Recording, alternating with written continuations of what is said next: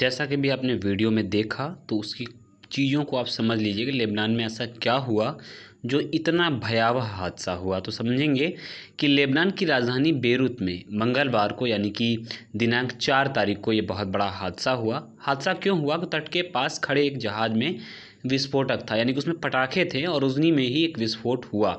यानी कि प्रारंभिक विस्फोट होता है पटाखों में।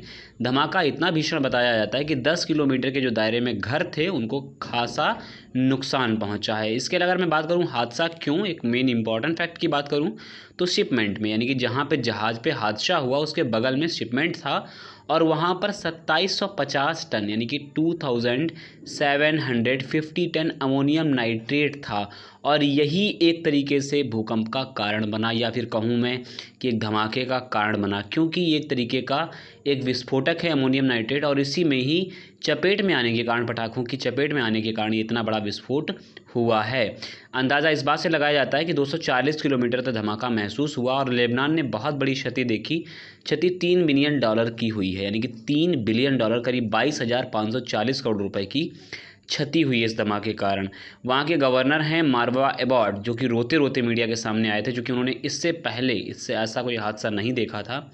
उन्होंने कहा कि शहर के करीब 3 लाख लोग बेघर हो गए हैं। तो ये बहुत बुरी खबर थी कि 3 लाख लोग बेघर हो गए हैं। दूसरी चीज़ ये कि जो आपने देखा कि 2750 टन अमोनियम नाइट्रेट था, इसका कोई ठीकरा शिपमेंट बेस को थोप रहा है कि शिपमेंट के बीच में कमी थी कि 6 साल से रखा हुआ था ये एक्सप्लोजन।